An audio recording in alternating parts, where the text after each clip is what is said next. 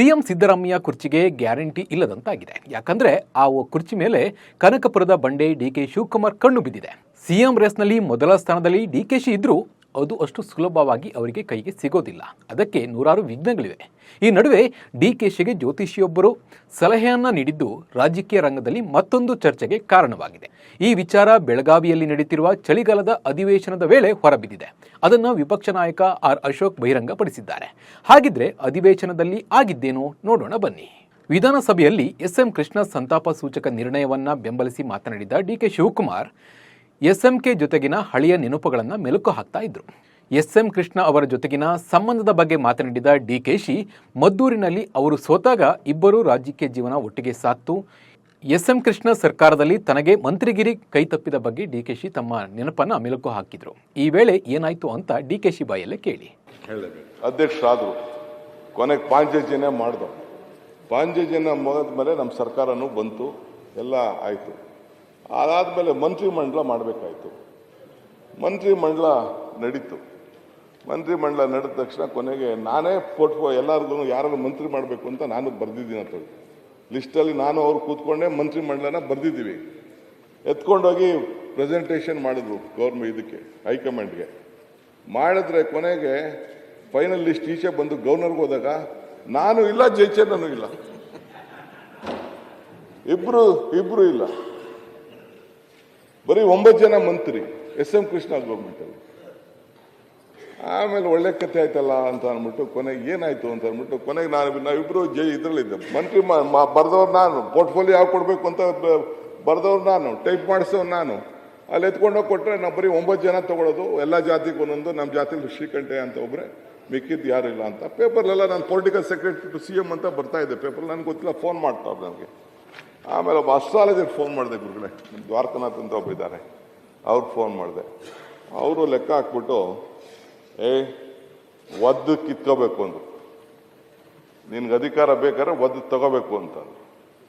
ಏನು ಮಾಡೋದು ಅಂತ ಅಂದ್ಬಿಟ್ಟು ಕೊನೆಗೆ ಜಯಚಂದ್ರ ಇದ್ದ ಒಬ್ಬ PA ನನಗೆ ಫೋನ್ ಮಾಡಿದೆ. ಇವತ್ತು ಆ PA ಇಟ್ಕೊಂಡಿದ್ದೀನಿ, ಅವ್ರ ಹತ್ರ ಇದ್ದೋ ನನ್ನ ಹತ್ರ ಸೇರಿಸ್ಕೊಂಡಿದ್ದೆ. ನಾನು ಒಬ್ಬ PA, ಶ್ರೀಧರ್ ಅಲ್ಲ, ಬೇರೆ ಒಬ್ಬ PA. ಒದ್ದು ಅಧಿಕಾರ ಕಿತ್ತುಕೊಂಡೆ ಎಂದ ಡಿಕೆಶಿ ಟಾಂಗ್ ಕೊಟ್ಟ ಅಶೋಕ್.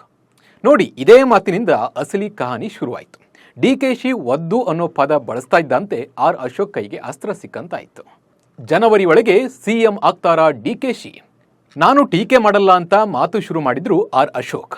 ಅವಾಗ ಒದ್ದು ಕಿತ್ಕೊಂಡ್ರಿ, ಅದೇ ತರ ಇವಾಗ ಯಾವಾಗ CM ಕುರ್ಚಿನ ಒದ್ದು ಕಿತ್ಕೊಳ್ತೀರಾ ಅಂತ ಪ್ರಶ್ನೆ ಮಾಡಿದ್ರು. ಸೊ ತಾವು ಒಂದು ಮಾತು ಹೇಳಿದ್ದೀರಾ, ಕಿತ್ಕೊಬೇಕು ಅನ್ನೋದು, ಒದ್ದು ಕಿತ್ಕೊಬೇಕು ಅಂತ. ಅಂದ್ರೆ ಪಾಠ ಇಲ್ಲಿರೋರಿಗೆಲ್ಲ ಅದೇ ಪಾಠನ, ಇಲ್ಲಿರೋರ್ಗೆಲ್ಲ ಅದೇ ಪಾಠನ ಒದ್ದು.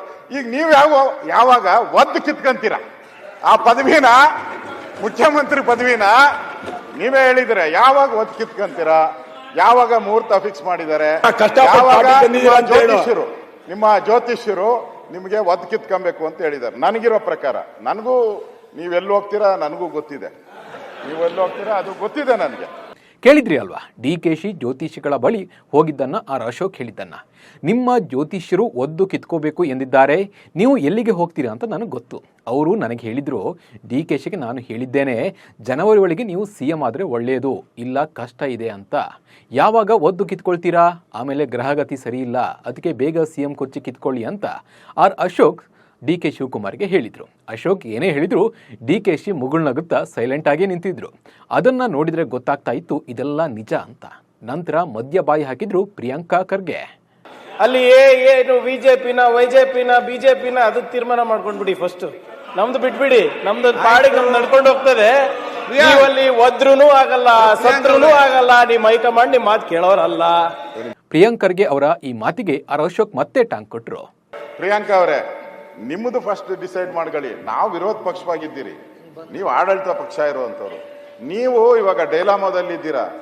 ಈಗ DK ಶಿವಕುಮಾರ್ ಕಡೆ ಹೋಗ್ತಿರೋ ಇಲ್ಲ ಸಿದ್ದರಾಮಯ್ಯನವ್ರ ಕಡೆ ಇರ್ತಾರೋ, ನೀವು ತೀರ್ಮಾನ ಮಾಡ್ಕೊಳ್ಳಿ. ಅಥವಾ ನಿಮ್ಮ ತಂದೆಯವ್ರನ್ನೇನ ಪೋಸ್ಟ್ ಮಾಡ್ತೀರಾ ಇಲ್ಲಿಗೆ, ಅದನ್ನು ನೋಡಿ. ಯಾಕಂದ್ರೆ ಇಬ್ಬರು ಜಗಳ ಮೂರನೇ ಲಾಭ ಅನ್ನೋ ತರ ಆಗ್ಬಾರ್ದು. ಹಿಂದೆ ಬೊಮ್ಮಾಯಿಯವರು ದೇವೇಗೌಡರು ಕಿತ್ತಾಡಿದಾಗ ಹೇಗೆ ರಾಮಕೃಷ್ಣ ಹೆಗಡೆ ಅವರು ಬಂದ್ರು, ಹಂಗೇನ ನಾವು ಹುಟ್ಟತ್ತು.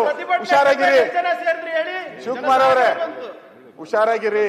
ದಯವಿಟ್ಟು ಇಬ್ಬರ ಜಗಳ ಮೂರನೇವರಿಗೆ ಲಾಭ. ಬೊಮ್ಮಾಯಿಯವ್ರ ವಿಚಾರ ಬಂದಾಗ, ಜೆ.ಎಚ್. ಪಟೇಲ್ ವಿಚಾರ ಬಂದಾಗ, ರಾಮಕೃಷ್ಣೇಗೌಡರು ಹೆಂಗ್ ಬಂದ್ರು ಹಂಗಾಗ್ಬೋದು. ಹುಷಾರಾಗಿರಿ.